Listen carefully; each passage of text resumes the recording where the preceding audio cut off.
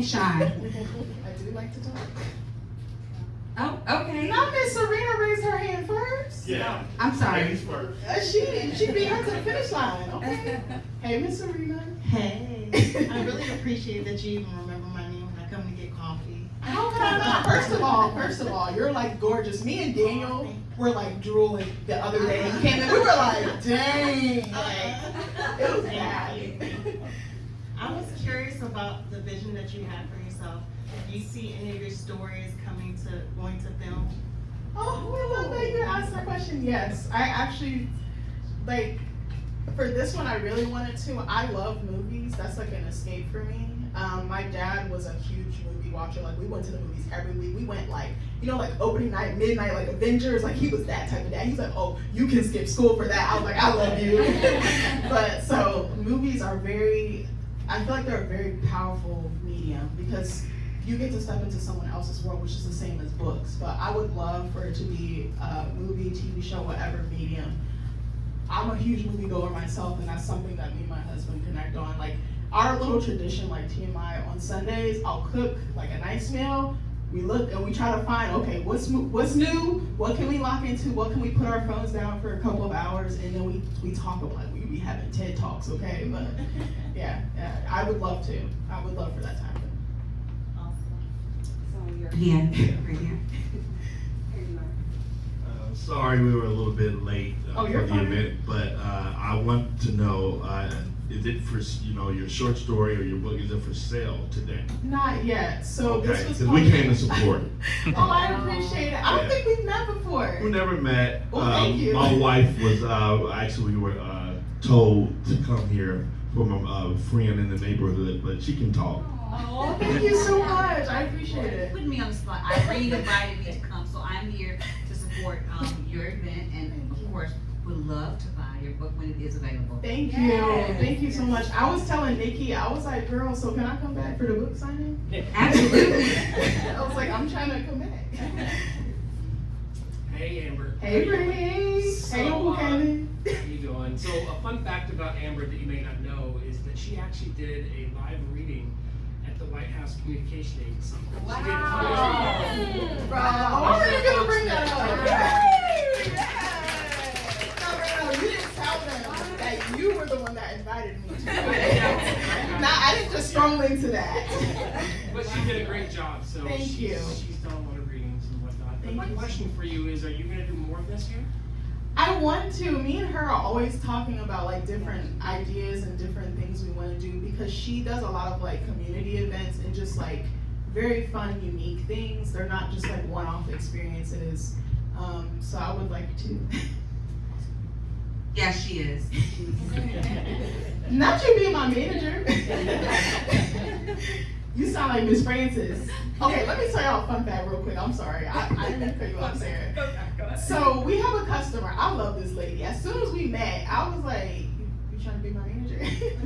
She is like this beautiful, like loud black woman. She's so unapologetic. So she comes in. I think she ordered. Your husband took her order. And I was back there making her sandwich. So I come around. Where did you come from? Yeah. You are so beautiful. Look at your hair. How did you get your hair like that? And she talks just like that. I was like, who are you? I was like, I don't know you. She was like, as soon as she read the story, she was telling every single customer, you need to go sit down and read that. Like, I was like, you want 10% or 15? But anyways, great. See if you're worth your salt.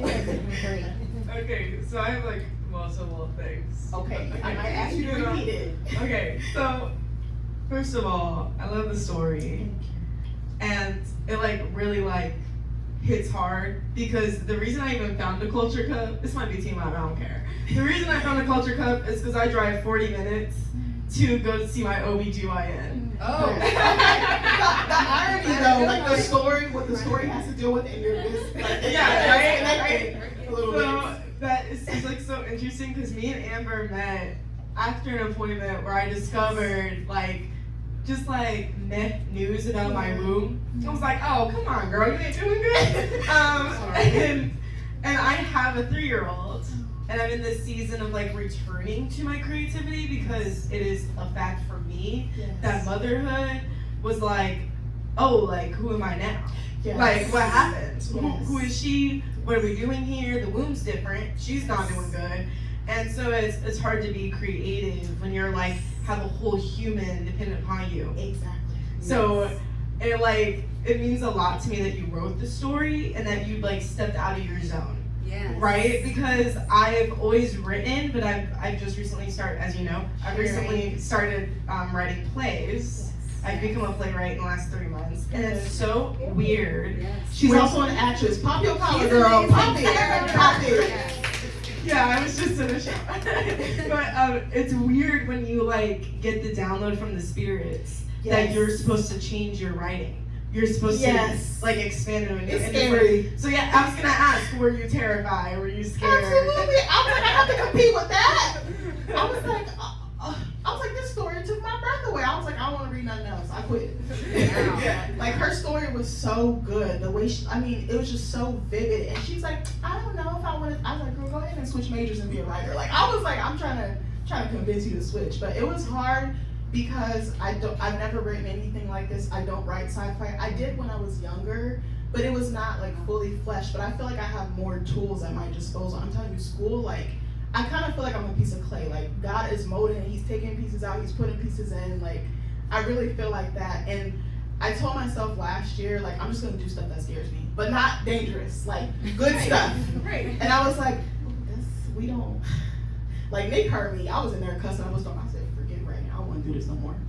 I'm good. Yeah. And I just kept, something was like, just keep going, because I rewrote it like 10, 15, 20 times. It was annoying. And then like the way I envisioned it, you know, like as a creative, what's in your mind does not come out on paper. Like ever. You have to like let go of ideas you're married to. You have to like really surrender to your creativity. You have to really surrender to like that higher like connection. It's very challenging, but I was like, I cannot let go of this idea. I'm like literally obsessed. I could not stop talking to Nick about it. He was like, can you go sit down somewhere? Like I'm on a game right now. Like I'm chilling with the dog. Like what you want, girl? But he always listens to my ideas. Like I will say, like shout out to him because he's a very good husband, but he's a very good support system in terms of my creativity. From day one, he was like, yeah, what we doing? Where we going? Like okay, you need me to build you something? Oh, okay, cool. We was at his parents' house in the freaking driveway building stuff. So like he's clutch. Like and anytime I tell him like I have this idea, he like just having a sounding board. Someone would be like, does this make sense? Does A plus B equal C or does it equal F? Like, you know, like it just I'm so happy that I stuck to it, but I'm also happy that I took that class and that I met Juliana and Martha, but just that professor because the way he ran his classroom, you can tell, you can like second this. He was not conventional. He did not do anything by the book. He didn't even have a book, okay? He was making it up on the board, and we was like, girl, what? Like he was very different from any professor I've ever had. Like he just was like, use your creativity. Don't worry about books, don't worry about rules, he just really let us like take the reins. And I think that's what helped. And then being around other writers and like he connected us in a way that I don't think I've ever seen a professor. I was gonna say I've had one of those professors, Yes. experiential learning professor. Yes. It's different Yes. than the traditional. Yeah, and we didn't have no homework, so I was like, I really don't. Yeah. And then the last thing, I just wanted to give you a piece of advice that my life coach told me today. I am doing something. I can't announce it yet. You'll learn about it on August 1st if you follow my stories. Follow me on Instagram. I already do. Shameless plug. I already do. But I told her, I was like, I have this idea, but it sounds so delusional. It's not. And she said, be delusional. Yes, you And should. she looked at me so seriously and was like, be delusional. You should. Be delusional about your art. Be delusional about what you write. So I just wanted to make sure that you know. Oh. Be delulu. She's as one of my delusional best as friends. possible. What did I text you? Was it yesterday or today? I said, I'm delusional. I'm my own cheerleader. I don't care. I don't care. I know I'm going to get there. I don't know how I'm going to get there, but that's okay. So, I don't know. Any other questions from the audience? Mom does. You have a question? I have a statement and then a question.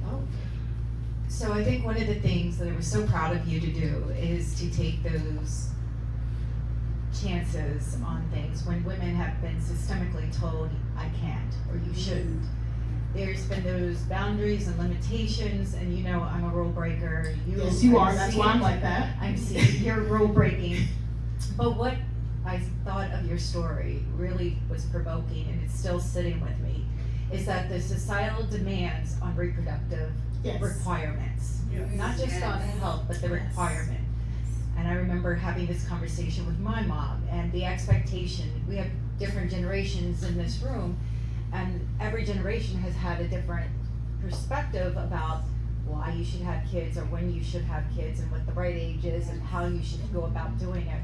So I felt that in your story, like there was a burden, like the burden to have children and not authentically make that decision for yourself.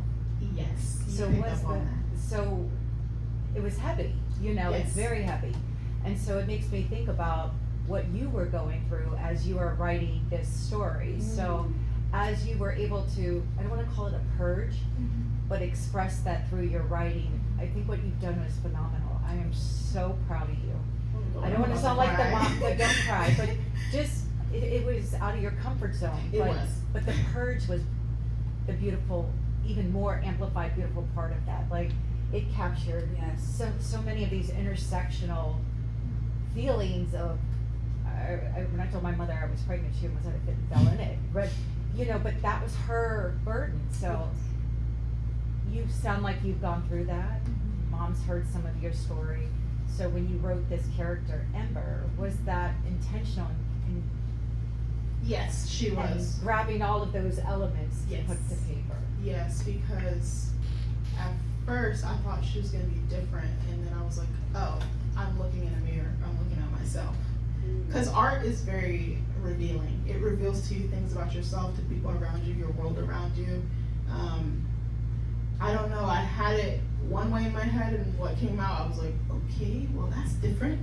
I was like, I might scare my classmates and my professor, they might write me up. But I just, I was feeling like bad or guilty for wanting what I wanted. To be honest, I always knew I was gonna have kids later in life. I just knew that about myself. I feel like I'm very in tune with myself, and I know exactly what I want. And I knew I always wanted to be a writer, and I always wanted to pursue art. That was just my one true love outside of my husband. But I was like, I need somewhere to put this. Like, I can't carry this anymore. It was taking a toll on me. I mean, I was confiding in Agnes all the time. Like, every other text was like, oh my God, I'm ready to have a baby. Oh my God, I'm not. Like, it was just like so, and then like customers will come in with their kids, and I'm like, oh my gosh, I'm looking at my brother and sister-in-law, and I'm like, dang out, like, and then people keep asking and prying, and it just, like, I think that the week I wrote the story, I got asked like 10 times in 1 week, and I was like, why y'all don't do this to men? Like, y'all don't do this to the men. Y'all hound the woman, but it takes two to make the baby. And like, a baby sounds cute on paper, but am I mentally sound? Am I financially sound? Am I emotionally sound? Have I accomplished the things that I want to? You know me, I'm stubborn. When I really set my mind on something, I have to get it. It's not a matter of if, it's when. So for me, I was just like, I just need to keep doing this thing. I can't let it go. Like, I'm very stubborn. We'll keep you in Lulu. I will. You should give me a t-shirt that says that. There you go, ma'am. Yes, say the little. Can I have more of a comment than a question. Yes. And I want to piggyback on what your mom was saying in the struggle of generationally, the conversation that women have with each other. Sorry. The conversation that women have with each other, is this a good time? Should I? The societal pressure of it. What was so interesting to me in the story is in that last two sentences where Silo is in the control room and he has to hit record. That's her husband. Yes, that's the plot twist. This is the guy that you should be living with your wife and having conversations and know what's in her heart and understand the struggle of having a family, but he's so mechanical about just do the thing that they're telling us to do. Yes. And that, I think that's the thing that stood out to me the most of like, wow, there's so many things happening in this, like so many conversations to be had also just in that part. Yes, I was like, who is the person that like you would feel the most betrayed by, like if they put you in that situation? I was like, your husband, the person you sleep next to every day, the person you break bread with, the person that you're building a life with. I was like, to me, I would be so hurt. Like, I would be devastated. Like, Nick would never, but anyway. Like, I just was like, what? I was like, what type of twist can I give that will like build that tension and make the reader like want more? Because I was like, maybe I want to know why he did that. I want to know. I'm the one who wrote it. And also, did he know about this the whole time? Did he know what he was gonna go into work and do? Is he hiding and lying from his He wife? was the Like, one there's that just so many snitched. layers. He was the one that snitched. Oh wow. Yeah, it kind of was. Okay. I don't know if a lot of people picked up on that. No, but, but that's you know, so he was the heavy. one that snitched. Okay. Because if you think about it, they have a routine. The routine is broken at the end of the story because you know she comes home, he's not there. The house is empty. It's cold. It's dark. She's by herself. She has no idea she's like it's about to hit the fan, and that's what I wanted. I was like, oh, and it would be even creepier if he was watching. So, yeah, because he works there. She knows that he works there, but she doesn't know what he does. So I wanted like there to be like some mystery. I think I did a good job.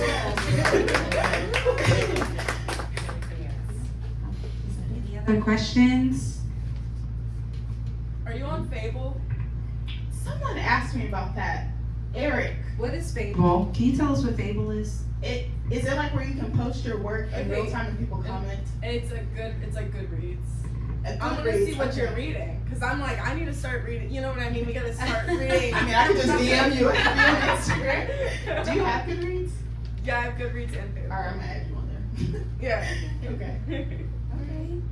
Well, if there are no more questions, I want to just give it up for Amber one more time. That was amazing. Thank you. Any closing words, Amber? I just want to thank everyone for coming out and spending time with me. I know that you guys all have busy lives, kids, you know, work, marriage, all of it, getting dinner on the table. I just really appreciate you guys. Like, this is like so validating for me. Like, you don't understand like how much it means to me because I'm so serious about my work. Like, I do not play about my writing, but my mom used to say something to me all the time. Because I was very secretive about my work, and I was very overprotective because it's hard letting a piece of yourself go, and it's hard sharing a piece of yourself with people that you may or may not know. Even my whole family is sitting in the front row, and my husband's in the corner, and I'm still like, I don't know if I really want. Like, you know, it's just nerve wracking, like to really let someone in and like see the world through your eyes. So I'm very appreciative. And I hope to do more, and I hope to see you guys a little more. Thank you. I'm around for pictures and hugs. I'm a hugger. Thank you, Amber.